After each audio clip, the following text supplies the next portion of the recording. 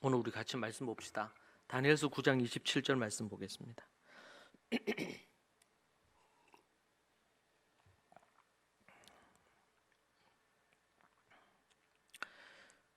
그래서 저는 이제 아까 침례 요한 얘기처럼요, 저는 목사입니다. 어떻게 보면 예언자적인 사명을 감당해야 될 입장에 있습니다. 뭐 제가 큰 교회 목사도 아니고 뭐 한국 교회 영향력 있는 목사도 아니고, 그런데 성경의 관점에서 볼 때에 만약에 대통령이 잘못을 한다, 저는 그전 박근혜 대통령 때 잘못한 것도 잘못한다고 저는 얘기를 했고, 이것은 정치적인 발언이 아니고 침례 요한이 그랬던 것처럼 아닌 건 아니고 하나님의 뜻에서 맞으면 맞은 거고.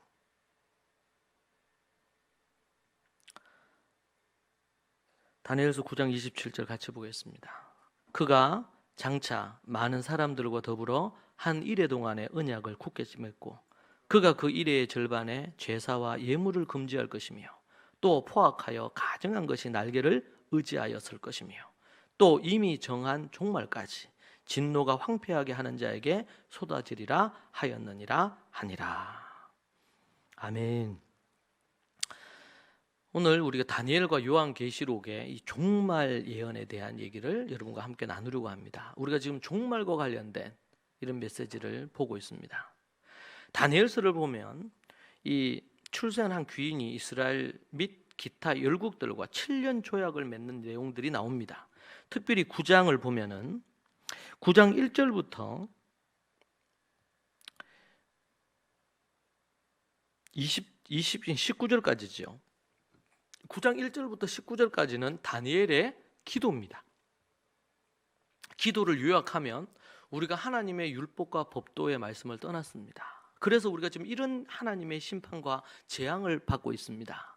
나라를 빼앗기고 이렇게 지내고 있습니다.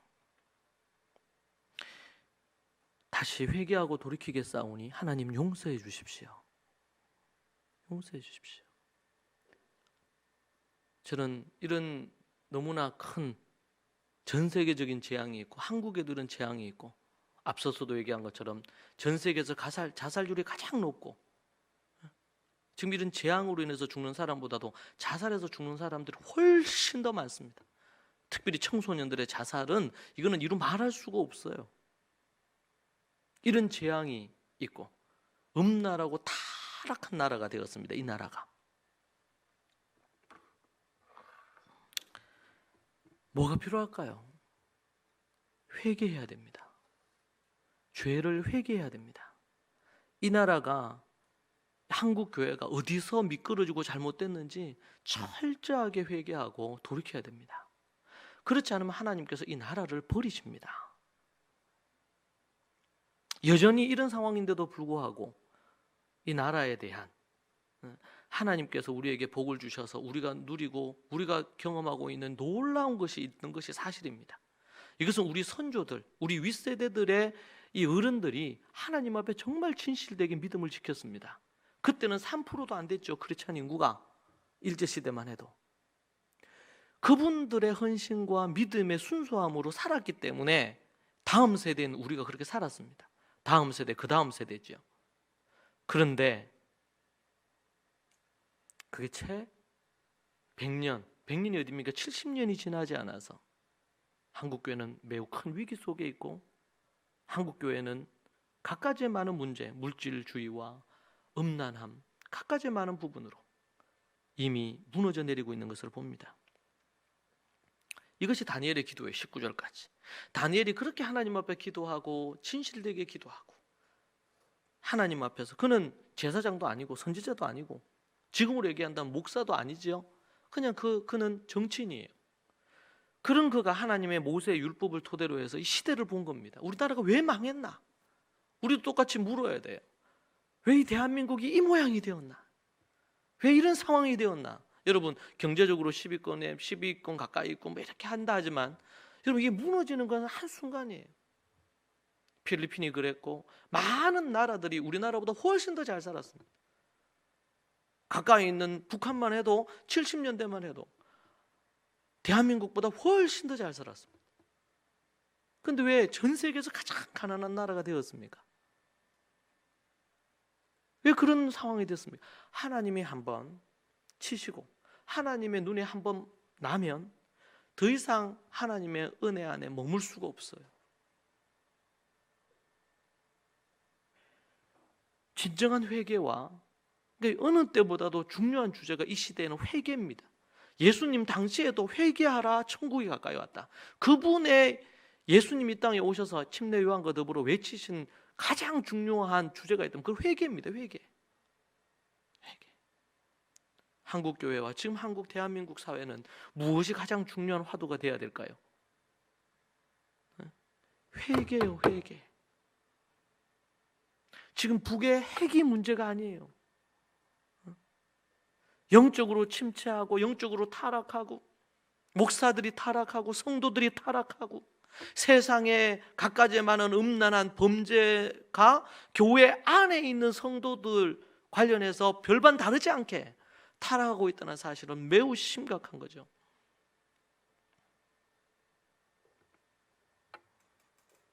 진정한 회개 없이 회복은 불가능합니다. 유럽 여러분 이미 무너졌지요. 서서히 경제적인 위기도 오고 있습니다. 앞으로 계속 그렇게 갈 겁니다. 제가 볼 때는 한동안 유럽이 회개해야 됩니다. 근데 회개하지 않는 겁니다. 갈수록 더 음란하게, 갈수록 더 부정부패한 일들이 더 많아지고 있어요. 유럽에. 정말 다니엘 같은 이런 지도자가 필요한 시대지. 우리 대한민국은요. 저는 매우 충격적인 사건이 이 낙태 살인을 합법화했다는 겁니다. 이것을 대한민국 법원이, 국회가 통과시키고 법원이 그것을 집행을 하고 있어요. 그리고 앞다투어 얼마나 많은 지도자들이 동성 결혼에 대해서 지지하면서 지금 대통령도 거기에 대해서 지지하죠. 이건 매우 위험한 부분입니다. 여러분, 하나님이 싫어하시는 걸 하면 안 돼요. 하나님이 원하시지 않는 것들입니다.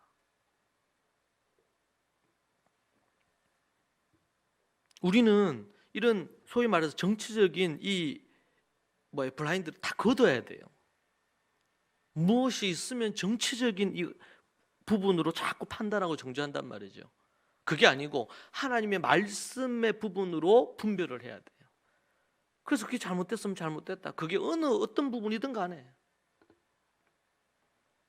저는 예전부터 성경적인 관점에서 우리 게리 코엔 박사의 지지도 있는 거지만 로마서 16장을 기반으로 해서 저는 여성이 목사가 되는 거에 대해서 우리 교단에서 반대하고 있을 때 이제 우리 침례교회 교단에서 지난번 우리 총회, 그러니까 그전 총회에서 이게 합법화됐어요. 요번에 111차인데 109차 총회에서 여성 목사를 인정을 했습니다. 저는 그 성경적이라고 봅니다. 그러면은요, 어떤 분들은 뭐라 그러냐면 좌파라는 거죠, 보고. 왜? 여성 목사를 얘기한다고 해가지고. 많은 이런 교단들이 아직까지 한국 교회에 인정하지 않죠. 여성 목사에 대한 것을. 그러나 성경에 보면 한 지역을 맡았던 여성 지도자들이 성경에는 많이 나타납니다. 그 사람들은 뭐라고 할까요? 성경에서 목사라는 직이 나중에 뒤에 나오지만 그분들은 목사 또는 목사와 같은 동일한 역할을 했습니다. 그리고 교회에는 여성도들이 많습니다. 최소한 3분의 2 이상이 여자 성도들입니다. 그들을 지도할 여성 지도자들, 여성 목사님들은 어떤 모양으로든 간에 많이 필요합니다. 그렇게 주장한다고 그러면 그게 좌파입니까? 권위를 존중해야 되고 부모의 권위를 존중해야 되고 목사의 권위를 존중해야 되고 하나님의 영적인 어떤 질서 속에 써야 된다고 얘기합니다. 권위는 잘못됐지만 권위주의는 잘못됐지만 권위는 중요하고 하나님이 원하는 거라고 제가 가르칩니다. 그러면은 또 보수라고 합니다. 저는 성경에 따라서 자녀들이 범죄하거나 잘못을 하고 그러면 책망이나 매나 벌을 들어야 된다고 얘기합니다. 때로는 방송에 나가서도 논쟁도 하고 그것에 대해서 제 방송으로 강의도 합니다. 성경 구절에서 잘못 말씀해서 이거는 영원한 진리입니다. 시대가 변한다고 바뀌는 게 아니에요. 자녀들에게 필요하면 매를 된다는 것은, 그게 폭행이 되면 안 되지만 매는 너무나 중요한 부분입니다. 거기에 저는 뒤로 물러설 마음이 없습니다. 그런데 같은 기독교 방송국인데 어느 교육학 무슨 크리스찬이라고 하면서 어느 대학의 교수라고 하대. 제가 논쟁도 하고 그 관련된 부분에 대해서 얘기도 하고 합니다. 왜요? 성경이 뭐라고 얘기하는지, 결코 그 성경의 그 구절이 잠언에서만 적용되고 폐기가 된 그런 법인지, 아니면은 동일하게 지금도 유효한 것인지, 세상은 이해하지 못할 수도 있고 그것 때문에 오해로 받을 수도 있고 그럴 수 있죠.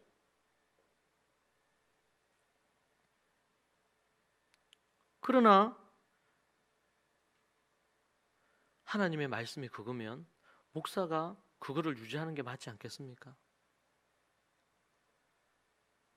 저는 천황에게 절했던 것처럼 그런 짓을 저는 할 마음이 없습니다. 사랑하는 여러분, 여러분의 기준이, 저는 너무나 많은 사람들이 이 눈이 왜곡된 안경을 끼거나 왜곡된 것에 눈이 흐려져 있다, 저는 그렇게 생각합니다. 특별히 이데올로기라든지 아니면 좌우 이 사상에. 제가 지난번에도 얘기했죠. 어떤 분이 얘기해가지고 이분이 뭐 어떤 분이냐, 제가 그분을 잘 모릅니다. 그런데 이미 아까 얘기한 것처럼 막 한쪽에서는 그 사람 욕하고 한쪽에서는 막 두둔하고 막 난리가 났어요. 제가 하도 묻고 사람들이 얘기해서 제가 그분의 강의를 몇 개 들어봤어요. 아무런 편견 없이. 저는 제가 이때까지 목회하면서도 사람을 대할 때에 뭐라 이런저런 얘기가 들려오더라도 제가 직접 만나서 직접 얘기하고 그렇게 해서 분별해서 판단하지 않는 이상 모든 판단을 보류했습니다. 그렇게 해서 늘 한 사람을 대할 때 그 사람이 뭐 어떠냐, 어떤 죄를 범했느냐, 그 사람에 대해 소문이 어떠냐, 이거를 뒤로 하고 그 사람을 보려고 했고, 이때까지 그렇게 목회했습니다. 20년 가까이를. 그래서 얘기 듣고 들어봤어요. 들었는데 제가 배울 게 많더라고요. 그리고 아주 성경적인 기반에서 얘기를 합디다. 뭐 어떤 한 사람이 100% 모든 부분에서 옳을 수는 없겠죠.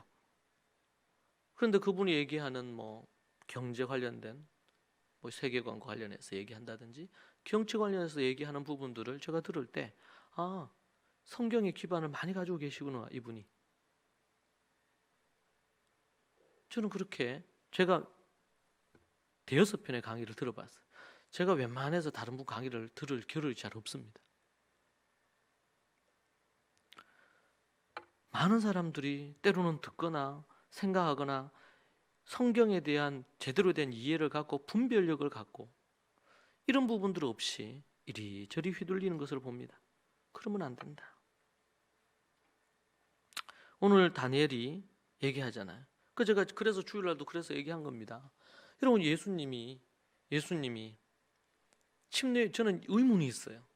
침례 요한이 그렇게 해서 죽었을 때 왜 예수님이 영향력 있는 분인데 침례 요한이 그렇게 해서 죽을 때 왜 예수님이 두건을 띄고 이 침례 요한의 억울함을 왜 호소를 안 했을까? 제자들을 중심으로 해가지고 얼마나 억울해요. 저는 솔직히 이 세상을 보면서 정말 억울한 일이 많고, 특별히 제가 도왔던 뭐 탈북자들 관련된 거라든지 아니면은 정말 최근에도 있었던 그 누구입니까? 할머니들, 위안부 할머니들 사건이라든지, 뭐 저는 솔직히 그런 거 하면 제 피가 거꾸로 솟거든요, 솔직히. 어떤 형태로 제가 젊었을 때부터 이 불의한 거에 대한 분노가 있어요, 제가. 근데 예수님은 그 얼마나 억울하게 죽었어요, 침례 요한이. 그런데 왜 예수님이 거기에 대해서 왜 소위 말해서 정치적인 발언을 왜 안 하실까? 전 되게 궁금해요, 그게. 나름대로 이제 뭐 제가 기도하면서 왜 그러셨을까? 왜 예수님은 제자들과 더불어 많은 사람들을 그거에서 위기에 있는 이스라엘을 왜 독립시키지 않으셨을까? 뭐 여전히 저에게는 궁금증입니다. 그러면서 예수님이 집중했던 건 뭡니까? 이제 침례 요한이 죽고 나서 예수님의 때가 됐어요. 그 때라는 게 뭐예요, 지금? 억울한 사람들 억울함을 풀어주는 겁니까? 예수님이 지금 갖고 있는 관점이 뭡니까? 제가 지난 주일에도 광복을 얘기할 때 광복의 진정한 의미는, 출애굽의 진정한 의미는 우리가 죄로부터 해방되는 거거든요. 예수님이 이 땅에 오셔서 본인의 목적을 이루기 위하여, 뭐 어떤 사람들은, 해방신학자들이, 이런 사람들은 예수님이 뭐 이런 혁명을 일으킨 혁명가다. 혁명가지요. 가난한 자들의 편에 서고 창녀와 죄인들과 함께 친구가 되어주시고. 근데 그것은 소위 말해서 그들이 자기들을 원하는 그 프레임에 예수님을 두기 위한 그런 혁명이 아니잖아요. 죄인된 그들을, 잃어버린 어린 양들을 구원하시기 위한 관점이지. 예수님이 왜 잠잠하셨을까요? 왕이 그렇게 불의하고 잘못해서 침례 요한을 그렇게 비참하게 그냥 목을 잘라 죽였는데 왜 예수님은 거기에 대해서 최소한 뭐 몇 달이라도 시위를 해야 되지 않습니까? 제자들과 더불어 세상의 마케팅을 생각하면 아주 조직적으로 해야 되지 않을까요? 예수님이 다니시면서 설교하신 부분들이 있는데 그 사람들을 선동을 해서, 그래서 억울한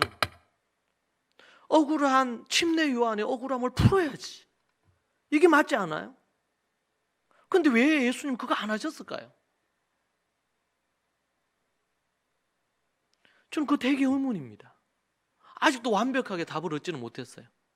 그 분명한 것은 예수님이 그것을 위해서 이 땅에 오신 게 아니야. 문제는 저 올라가면 말이죠, 우리를 좌우편에 세워주세요. 네. 그러니까 뭐라 그래요? 이들은 정치적인 좌우편을 얘기한 거예요. 그러니까 예수님은요, 그게 관심이 없어. 좌우편에 앉을 자들은 다 앉을 거야. 누가 앉을지는 정해져 있다. 단서가 뭡니까? 조건이. 내 십자가를 칠 수 있겠냐? 예수님이 이 땅에 오신 것은 십자가 지기 위해서 왔습니다. 우리는 때론 불의한 걸 보고 의로운 분노를 일으켜야 되고, 아닌 거는 아니라고도 해야 되고 해야 됩니다. 그런데 우리의 오직 더 큰 관심은 영혼을 구원하는 거고, 사단에게 노예로 죄로 말미암아 지옥불로 떨어지고 있는 영혼들을 구원하는 일이고, 그런 관점에서 저는 교회를 향해서 이렇게 비난하고 욕하는 부분들은 정말 교회가 잘못해서 그런 비난을 받는 거야. 어쩔 수 없죠. 그러나 바이러스 관련해서 이렇게 비난하는 것은 저는 그건 아니다. 이것은 배후에 어둠의 영이 있다. 저는 그렇게 봅니다. 그러지 않고 어떻게 교회를 맹비난합니까? 불특정 다수의 교회들을.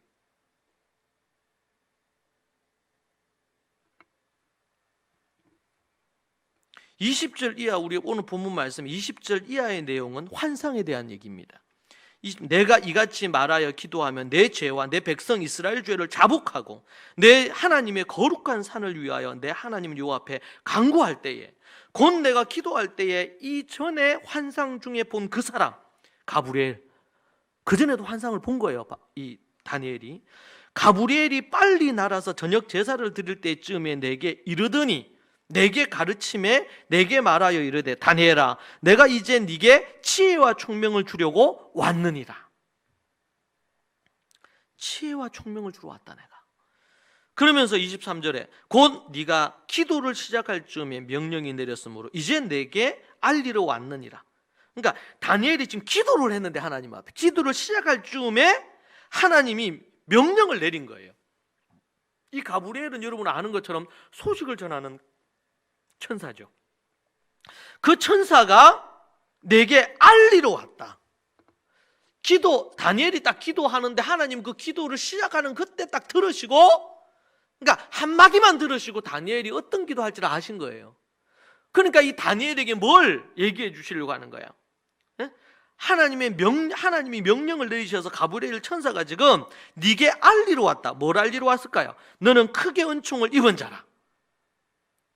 이 알리러 오는 예언을, 이거 뒤가 환상이라고 하는데, 환상을 네게 알리러 왔다는 거예요. 근데 너는 크게 은총을 입었다. 그런즉 너는 이 일을 생각하고 그 환상을 깨달을지어다.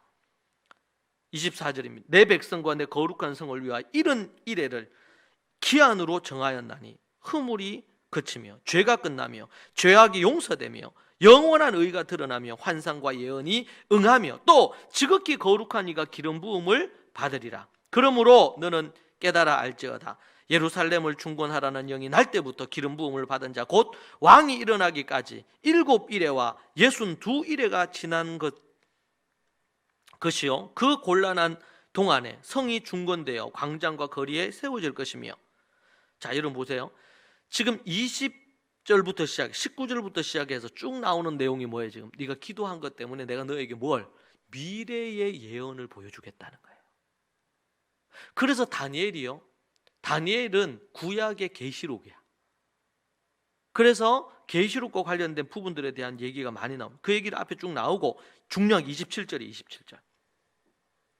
26절부터 볼까요? 아까 25절까지 읽었으니까 62일의 후에 기름 부음을 받은 자가 끊어져 없어질 것이며 장차 한 왕의 백성이 와서 그 성읍과 성소를 무너뜨리려니와 그의 마지막은 홍수에 휩쓸림 같을 것이며 또 끝까지 전쟁이 있으리니 황폐할 것이 작정되었느니라.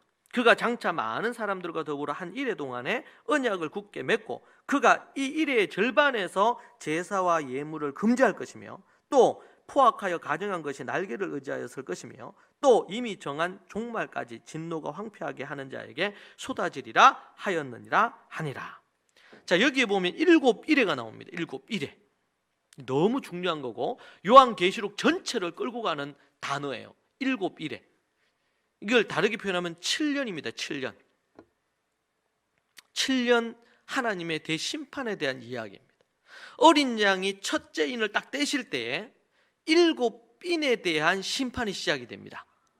여러분 아시다는 것처럼 7인 심판, 그 다음 7나팔 심판, 그리고 7 대접 심판이 나오는데 그 사이사이에 삽입된 장들이 있어요. 그것으로 6장부터 19장까지 요한계시록이 구성이 되어 있습니다. 그런데 그것에 이 구획을 딱 나누는 구약의 구절이 어디냐면 다니엘서 9장 27절, 오늘 우리가 읽은 이 말씀입니다. 이 다니엘서 9장 27절이 계시록에서 성취가 됩니다. 이래 즉 7년 대환란 시대와 그리고 계시록에 나타난 5시기를 이 게리코엔 박사는 2가지 표로, 여러분 우리 토다의 삶 가지고 있으면 내일 볼 본문입니다. 거기에 보면 2개의 표로 딱 나누어서 얘기를 합니다. 이 27절에 7년 대환란 시기에 대한 이야기가 나오고 7년. 근데 요한계시록을 이걸 뭐라 그랬어요? 전 3년 반, 후 3년 반 이렇게 나눴어요. 7년인데 전 3년 반, 후 3년 반. 그러니까 7인, 7 나팔, 7 대접이 언제 다 이루어지는 거예요? 이 7년 대환란 기간에 이루어지는 겁니다. 대환란 기간에. 이때 뭐도 일어나고 휴거도 일어나고 이때 다 일어나는 거예요. 이 7년 동안 다 일어나는 일들입니다. 자, 7년 대환란 시대와 계시록에 나타난 5시기를 보면은 여러분 그걸 한번 보십시오. 표를 한번 보면 표를 참조하세요. 대환란 그리고 요한계시록, 다니엘에 나타난 대환란과 요한계시록에 나오죠.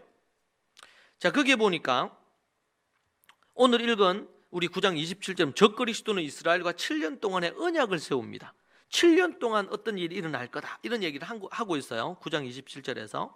그리고 그 기간은 3년 반, 전반기, 상반기 3년 반, 그죠? 그리고 중간기, 적그리스도가 멸망에 가증한 짓을 저지르는 시기, 이게 딱 중간이에요. 3년 반, 3년 반 딱 중간에 어떤 일이 일어나냐면 예루살렘에서 이 적그리스도가 멸망에 가증한 짓을 합니다. 그것이 하나의 기점이 돼요. 후 3년 반에. 그리고 후반기 적그리스도가 3년 반 동안 이스라엘과 성도들을 박해합니다. 그리고 마지막 때 적그리스도가 자신의 나라를 세우시려는 하나님에 의해 멸망을 당합니다. 이게 마지막 때 이루어지는 일이죠. 이것이 다니엘서 9장 27절을 중심으로 해가지고 관련된 성경 구조를 정리를 해놨습니다. 그런데 요한계시록에 오니까 계시록 11장 3절에 하나님의 두 증인이 짐승이 그들을 죽일 때까지 42달이 얼마입니까? 3년 반입니다. 3년 반 동안 예언을 할 것이다. 하반기 계시록 13장 5절에 짐승이 42달 3년 반 동안 지속해서 누릴 권리를 받습니다. 그러니까 뒤에 3년 반은 어떻게 해요? 이 적그리스도가 아주 더 강렬하게 핍박하고 이렇게 하는 시기라는 거죠. 그리고 하반기에 보면 계시록 12장 6절에 여자 곧 이스라엘에 핍박하는 용 곧 사단에게서 1260일 3년 반 동안 피합니다. 그리고 12장 14절에 여자 곧 이스라엘이 핍박하는 용 곧 사단에게서 한 때와 두 때와 반 때, 한 때, 두 때, 반 때니까 이거 합치면 어떻게 돼요? 3년 반이죠. 3년 반 동안 피합니다. 계시록 11장 2절에 이방인들이 거룩한 성을 42달 동안 짓밟을 것이다. 3년 반 동안. 이것이 후 3년 반 동안 이루어질 일입니다. 이것이 앞으로 이루어질 그런 부분들에 대한 예언입니다. 이게 아직까지 이게 이루어지지 않았기 때문에 앞으로 이루어질 예언에도 속하는 거겠죠. 그래서 요한계시록은 이 다니엘서에 기반을 두고 얘기를 하고 있는 것이고, 이 다니엘서에 대한 부분에 대해서 누가요? 다니엘이 그는 기도를 뭘 했어요? 회개 기도를 했어요. 이 나라가 이렇게 된 거에 대해서 우리의 조상과 우리가 죄를 지어서 이렇게 됐습니다. 우리가 하나님의 율례와 법도의 말씀을 지키지 않았습니다. 똑같죠? 지금 우리나라가 왜 이 어려운 상황에 처하고 갖가지 많은 문제가 있습니까? 하나님 앞에 우리가 하나님의 율례와 법도의 말씀을 떠나지 않아요. 제가 계속 낙태 관련된 거 강조하고 이렇게 하는 이유가 하나님 앞에 하나님의 법을 정면으로 도전하는 것입니다. 한 국가가 법을 정해서 하나님의 이 법을 대적하는 일은 우리나라 역사상 잘 없었어요. 근데 살인을 정당화하는 여성의 인권의 측면에서 그 이후로 살인을 정당화해서 태아를 죽이는 것을 합법화했단 말이에요. 이것은 매우 심각한 죄입니다. 앞서서 우리가 합법화시켰던 이런 간통죄를 폐지한 것, 이것도 지금 십계명을 정면으로 도전하는 거죠. 세상이니까 그렇다 이렇게 볼 수도 있지만 우리는 우리 대한민국이 우리나라잖아요. 우리나라가 이런 하나님 앞에 범죄를 하는 거에 대해서 우리는 안타까운 심정을 갖고 어떻게든 이 법을 다시 바꾸는 그 일을 위해서 우리는 기도해야 됩니다. 바꿔야 돼, 이 법을. 그렇지 않으면 영국처럼 변합니다. 유럽에 지금 무너져 내리는 그런 모양으로 변합니다. 이미 하나님의 영이 떠났어요, 유럽은. 지금 한국, 대한민국은 하나님의 영이 떠나고 있어요. 영의 눈을 밝혀서 우리가 이걸 분별해야 돼요. 이미 나무가 뿌리째 뽑혀서 쓰러져 있어도 나무의 잎은 아직까지 청정할 수 있지. 근데 뿌리째 뽑히면 끝난 겁니다. 하나님의 영이 떠났으면 끝난 거예요.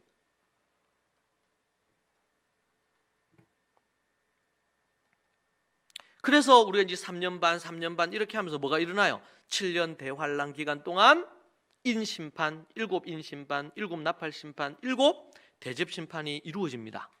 근데 이 심판들은 연관성이 다 있어요.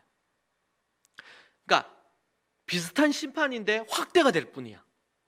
여러분, 우리가 뭐 이제 인심판에서 첫째 말 등장하고 둘째 말 등장하고 셋째 말 등장하면서 하나님의 재앙이 임합니다.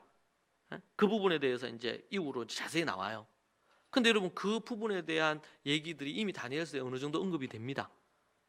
그러니까 다니엘에게 하나님께서 예언을 주시고 이 예언에 대한 얘기를 이미 다니엘을 통해서 여기에 기록하게 하신 것은, 그리고 앞으로 일어날 나라들에 대한 이야기, 그죠? 나라들에 대한 이야기. 아직까지 성취되지 않은 나라들의 이야기까지 다니엘은 예언을 받았어요. 환상으로. 그래서 여러분 우리가 보잖아요. 그거 신상. 네? 머리부터 시작해서 이렇게 쭉 해가지고 발가락까지 10개의 발가락 이렇게 하고 뭐 흙이 있고 뭐 이렇게 진흙이 섞여 있고 뭐 이런 얘기 나오지 않습니까? 그 환상. 응? 그 환상은 종말 때까지 역사 속에 나라들이 어떻게 하나님을 대적할 것인지에 대한 이야기에 대한 환상이에요. 그것에 대한 시련이 요한계시록에서 나타나고 세 가지 인, 나팔, 대접, 심판 통해 가지고 그 일들은 다 어떤 겁니까? 대제국들이 이 예루살렘을 상대로 한 하나님의 죄악을 저지르면서 하나님을 대적하면서 그런 일들이 일어날 것. 이거는 뭐야? 국가, 특별히 이런 대제국에 속하는 지금으로 얘기하면 강대국이죠.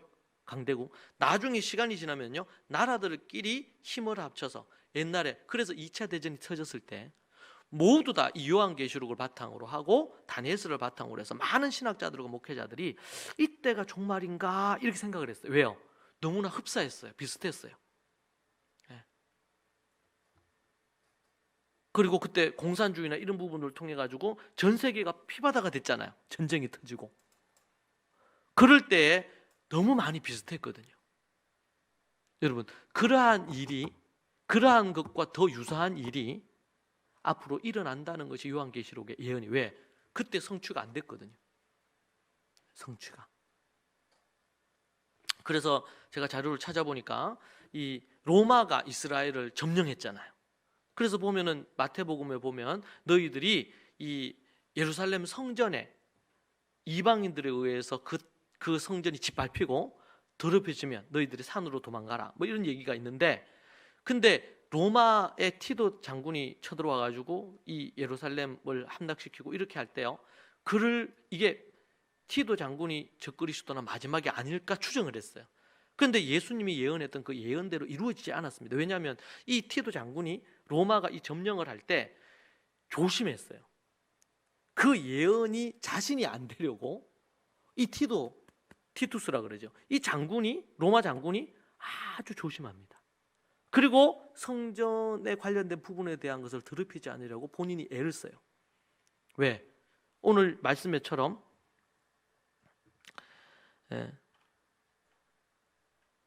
정말 이 3년 반 동안 이 땅을 더럽히는 그러한 부분들에 대한 예언이 나오고 있기 때문에 그렇습니다. 그래서 많은 부분에 추정을 할 수 있지만 성경 예수님의 예언과 계시록의 예언하고 딱 맞아 떨어져야 돼요. 맞아 떨어져야 된다. 그런데 지금 보면은 여러 사건들이 계속 일어나고 있습니다. 갈수록 더 심해지고 지금 전 세계가 지금 이 바이러스 때문에 난리지요. 그리고 최근에는 이 바이러스로 이게 병이 생기면 이게 회복이 되는 거지 완치는 불가능하다는 것이 이미 나왔어요. 그렇죠? 네. 여러분, 다음번에 더한 바이러스나 이런 것들이 전 세계를 강타할 때가 올 겁니다. 그때는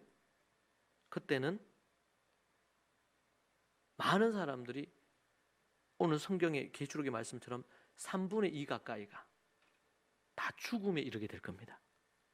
여러분, 이번에 중국 우한에서 그 사건이 터졌을 때 이제 그 카운터가 거짓되다는 게 다 드러났잖아요.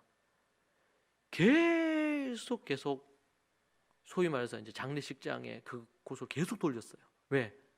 사람들이 엄청 죽어 나오니까. 여러분, 지금 일어난 이 일은 소위 말해서 그냥 10,000가지 중에 한 가지에 그칠 거예요. 더한 일들이 앞으로 주님의 재림이 가까울수록 더 많은 그런 일들이 일어날 것입니다. 그때 진정으로 믿음이 있는지를 보실 겁니다. 진정한 예배자를 찾으실 거고 진정한 믿음을 보실 겁니다. 여러분, 노아 홍수 심판 때 지금 다니엘서에도 나오죠. 노아 홍수 심판 때 하나님께서 8명만 방주에 넣어서 살리셨습니다. 마지막 때가 되고 그러면은 이제 14만 4천 얘기 나오면서 허다한 무리가 있다고 얘기했기 때문에 그 8명 정도는 아닐 겁니다, 분명히. 왜냐면 요한계시록에서 그렇게 얘기하니까.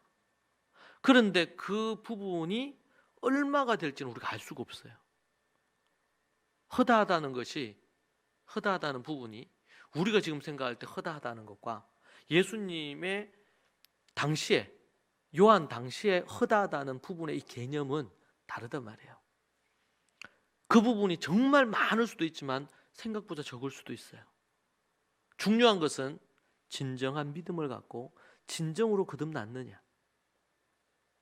그래서 정말 하나님의 말씀을 따라 우리 요한계시록 14장 12절 말씀처럼 예수 그리스도를 믿는 믿음과 주님의 율법, 율례와 규례의 말씀을 지켜 행하는 자, 참 믿음을 가진 자들만이, 믿는 집에 자녀라고 해서 구원받는 거 아닌 거 알죠, 우리가? 교회를 다닌다고 뭐 목사고 선교사고 중직자들이라고 구원받는 게 결코 아니죠. 하나님의 뜻대로 행하는 자들, 예수 그리스도의 증거를 가지고 있으면서, 예수 그리스도의 십자가의 증거를 가지고 있으면서, 부활의 증거를 가지고 있으면서 주님의 율례와 법도의 말씀을 지켜 행하는 일에 목숨을 거는 사람들, 그것을 요한 베드로는 뭐라 그랬어요? 거룩한 경건한 삶을 사는 사람들. 그렇죠? 거룩한 행실과 경건한 삶을 사는 사람들, 종말을 기다리는 사람들. 저는 이번에 요한계시록을 연구하고 설교하면서 제가 가진 가장 큰 회개는 뭐냐면, 내가 종말을 기다리며 살지 않았구나. 깨어 근신하며 경각심을 갖고 살지 않았구나. 당장 내일이라도 주님 오신다 그럴 때 내가 정말 떳떳하게 하나님 앞에 나아갈 수 있는 믿음의 삶을 살았나.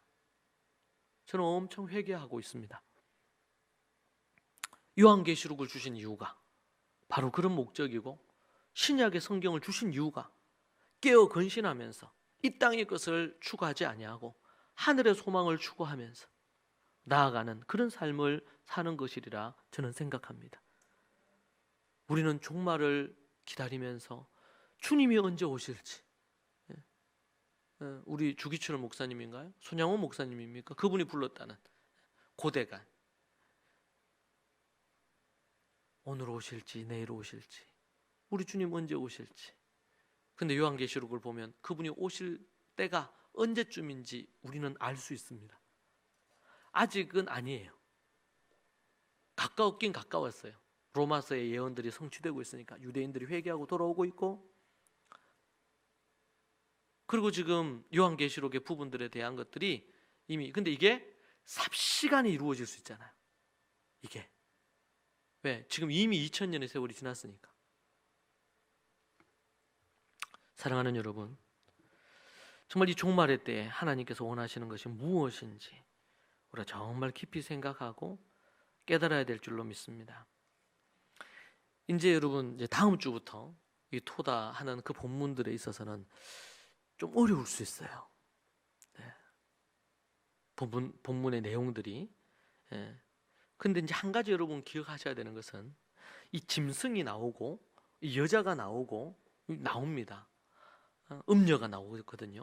그런 부분들이 나오면서 앞에서 우리가 표에서 본 것처럼 그러한 부분들에 대한 어떤 것들이 등장을 해요. 뭐 두 증인도 나오고. 근데 여러분, 이러한 모든 것들이요, 이게 정치 세력들과 맞물려 있습니다. 지도자들과, 전 세계의 지도자들과 어떤 부분 맞물려 있거든요. 그런 부분에서 우리가 잘 분별을 해야 됩니다. 정치 세력, 그리고 또 뭐냐면 경제 세력.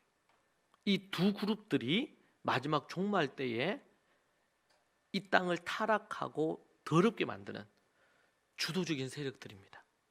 우리는 오직 하나님의 말씀, 특별히 모세오경과 사복음서를 기준으로 그 안경을 끼고, 그 말씀을 제대로 우리가 연구해서 알아서 그 안경을 끼고 각 나라들을 보고, 제가 전 세계를 돌아다니면서 하나님 말씀을 전했잖아요. 교육과 관련된 것 때문이지만 복음도 전하고 했습니다. 그러면서 제가 받았던, 제가 그렇게 다닌 것이 아주 몇십 년은 되질 않지만, 그러나 최근 한 10여 년 동안은 그렇게 다녔단 말이에요. 그러면서 제가 이 일깨움을 얻은 것 중에 하나는 뭐냐면, 이 나라들이 하나님 앞에 어떻게 서 있는지를 볼 수가 있었어요. 독일에 가면서, 유럽을 제가 다니면서 그런 걸 볼 수가 있었어요. 미국을 가면서, 미국은 각 주들이 각 나라와 같아요, 실제로. 근데 이 주들이 어떻게 하나님 앞에 범죄하는지, 어떤 주가 하나님 앞에 신실한지, 이러한 것들을 객관적으로 볼 수가 있더라고요. 그리고 제가 일본도 갔었고 중국도 그렇게 했었고, 그러면서 외국에 있으면서 한국을 보니까 좀 더 객관화가 됐어요. 많은 부분에 있어서. 그러면서 좀 더 이 지구라는 이 열방을 좀 더 이렇게 전체를 볼 수 있는 안목을 지난 한 10년 넘게 저 개인적으로 가지게 됐던 것 같아요. 그러면서 성경을 보니까 성경에 대한 부분에 대한 이해들이 좀 더 다르게 보였던 시간들입니다. 지금 부분들, 그 부분으로 관점을 가지면서 제가 중국을 가면서 중국의 상황들을 알게 되고, 중국에 있는 그 중국인, 한족이든 아니면 조선족이든 만나서 이런저런 대화를 하고, 중국이 지금 어떻게 변해가고 있는지, 어떻게 젊은이들이 타락해가고 있는지, 지하교회가 어떻게 수면으로 올라오면서 지하교회 다음 세대들 주님이 떠나고 있는지, 일본을 갔을 때도 그렇고요. 그러면서 한국을 자꾸 생각하게 되잖아요. 여러분, 우리는 어디에 관심을 가져야 되냐면 전 세계의 지도자들이, 특별히 강대국들의 지도자들이 어떤 형태를 취하고 있는지, 저들이 하나님이 아주 단순해요. 여러분, 우리가 생각을 연구를 해야 됩니다. 느헤미야의 기도와 제가 지난번에 보여드린 것처럼 다니엘의 기도를 깊이 연구할 필요가 있어요. 내용이 거의 똑같습니다. 흡사해요. 누군가가 누구의 기도를 카피한 것처럼 그진 동일합니다. 양이 적고 많을 뿐이지 그진 똑같아요. 저는 이것이 바로 모세오경을 기반으로 한 신명기적인 그런 관점의 역사관이고, 이 역사관을 그대로 누가 가지고 계시냐면, 복음서에 누가 가지고 계실까요? 예수님이 그대로 가지고 계시면서 예수 그리스도를 오직 믿음으로 구원 얻는 이 개념이 추가가 됩니다. 그리고 우리의 삶에 대한 모든 것들은 이 모세오경을 중심으로 한 이 역사관을 그대로 끌고 가요. 그리고 완성이 되죠, 예수님을 통해서. 종말에 관련된 부분으로. 그런 관점에서 우리는 계속 우리가 뭘 가져가야 됩니까? 하나님의 율례와 법도의 말씀을 지켜 행하는 것을 통하여 참 믿음이, 예수님을 믿는 믿음이 무엇인지를 우리가 알게 됩니다. 알게 돼요. 사랑하는 여러분, 우리가 정말 이 마지막 때에 이 요한계시록을 통해서 우리는 이 마지막 때에 전 세계의 지도자들을 중심으로 하나님을 대적하는 일들이 일어날 것입니다. 전 세계가. 저는 그런 측면에서 우리 대한민국이, 한국이 하나님을 대적하는 이런 정치 세력, 아니면 어떤 집단들, 그리고 교회 안에서도, 신학교 안에서도 하나님을 대적하는 이런 그룹들이 종교다원주의라든지, 그렇죠? 이런 어떤 형태로 종교 통합 개념이라든지, 이미 이 캐톨릭이나 천주교는 그쪽으로 너무 많이 넘어갔어요. 기독교의 일부는 이미 그쪽으로 넘어갔지요. 왜요? 지금 유럽이 갖고 있는 성경 해석의 사상들이 완전히 성경 자체를 하나님의 말씀으로 인정하지 않는 것으로, 이미 그게 19세기, 20세기를 거치면서 신학적으로 그렇게 타락해버렸어요. 저처럼 성경을 갖고 이렇게 성경을 풀거나 이렇게 가르치면 아주 이 성경 해석에 있어서 이 전근대적인, 꼴통 보수적인 이런 성경 해석으로 치부합니다. 예수님이 십자가가 별로 중요하지 않고 부활이 별로 중요하지 않는 부분으로 가요. 왜냐하면 십자가와 부활을 자꾸 강조하면 할수록 다른 종교들과 이게 계속 갭이 생기거든요. 왜? 통합을 해야 되는데. 그래서 지금 보면 뭐라 그럽니까? 우리 대통령도 그렇지만 많은 분들이 저희 크리스찬이라고도 얘기하는데 불교도 좋고, 천주교도 좋고, 교회도 좋고, 이제는 이슬람도 좋고, 자신들의 종교적인 색채를 분명히 해야 되거든요. 그게 어떤 부분이든지 간에. 그리고 우리는 종교라고 생각하지 않지만 기독교가 갖고 있는 가치와 더불어 또 같은 맥락 속에 있는 뭐 통일이라든지 아니면 이 사회를 더욱더 건강하게 만드는 부분에 음란한 문화나 이런 것들을 퇴치하는 운동이라든지 아니면 어렵고 힘든 소외된 사람들을 차별받는 사람들을 회복시키는 거라든지 이것은 대통합적인 관점에서 종교를 떠나서 이념을 떠나서 하나가 되어야 되거든요. 그런데 지금 한국 사회는 계속 그것이 분열의 조짐을 보이고 있습니다. 참으로 안타까운 일이에요. 그러니까 통합을 해야 될 것과 우리가 진리를 붙들기 때문에 갖는 이 나뉘어짐이 분명해야 되는데 그러한 부분이 자꾸 회색지대로 가고 있단 말이에요.